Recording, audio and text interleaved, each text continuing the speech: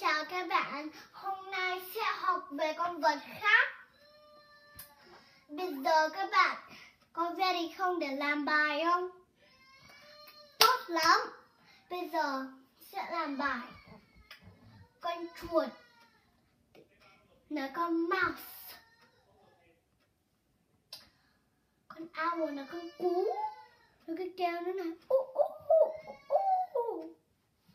Con này là con khỉ. Tiếng Anh mình gọi là con monkey.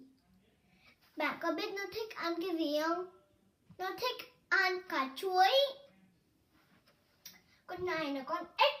Tiếng Anh mình gọi là con frog. See my mouth? Frog. Frog. Con này là con heo. Con hiêu. Sorry. Con hiêu nó ở Tovis. Sau tiếng Anh mình gọi là con deer. Deer. See my mouth? Deer. Cái này là con rùa. Tiếng Anh mình gọi là turtle. Bạn có nhìn thấy không? Cái từ này turtle ấy, con rùa ấy, từ đấy á, thì nó giống như là cái màu purple, màu tím ấy. Nó là P-U-R-P-L-E.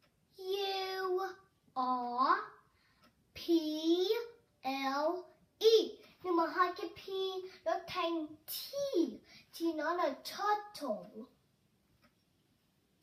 Con này là con hàn mã. Tiếng Anh mình gọi là hippo. Nó thích vào nước khi nó nóng quá. Nhưng mà nó cũng vào mud. Đất ấy, nhưng mà ướt. Con này là con kiến. Tiếng Anh mình gọi là con ant. Có con kiến nó muốn đỏ xong rồi nó cắn đau lắm. Con này là con ong. Con này nó màu đen, màu vàng. Thế thôi. Nó đâu có màu gì nữa đâu. Con này là con ruồi. Con này là con ruồi. Các bạn có nhìn xem không? Fly. Tiếng Anh mình gọi là fly.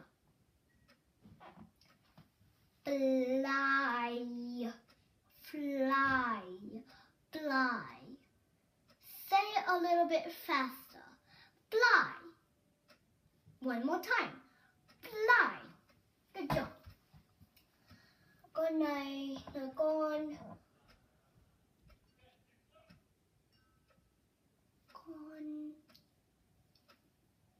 bọ rùa. Con bọ rùa. I'm sorry. Con này là con bọ rùa. Tiếng Anh mình gọi là ladybug. Các bạn nói nhanh hơn nhé. Ladybug. One more time. Ladybug. Bây giờ học con này. Mosquito. Tiếng Việt mình gọi là con muỗi.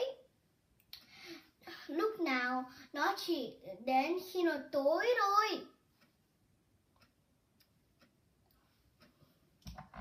Con này là con grasshopper.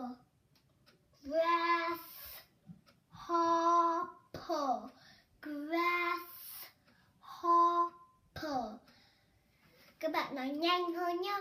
Grasshopper.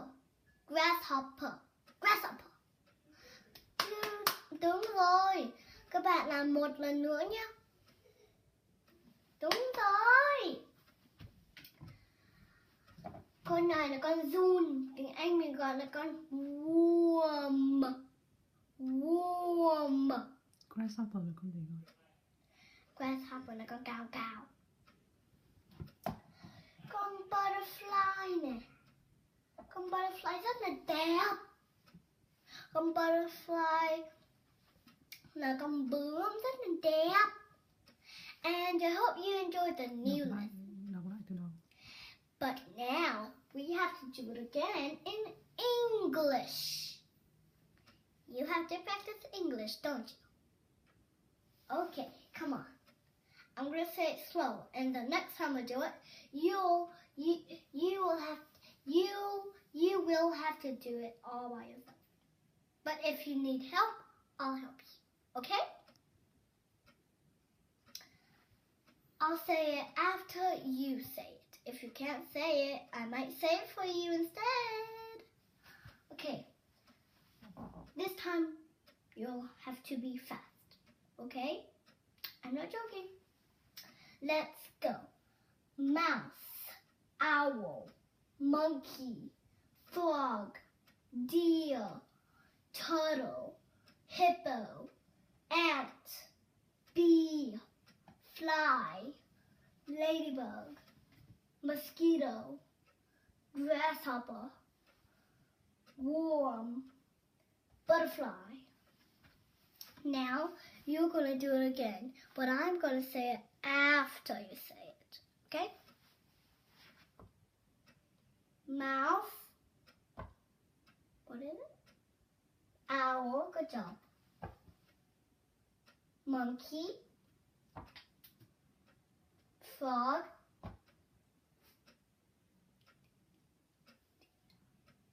Deer. Good job. Con rùa tiếng Anh nói thế nào? Turtle. Hippo.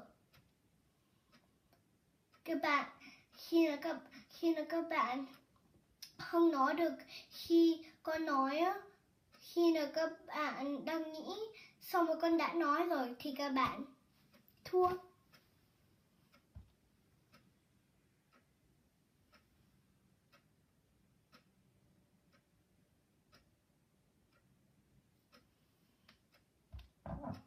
Con này là con ong. Với lại tiếng Anh mình gọi là con bì.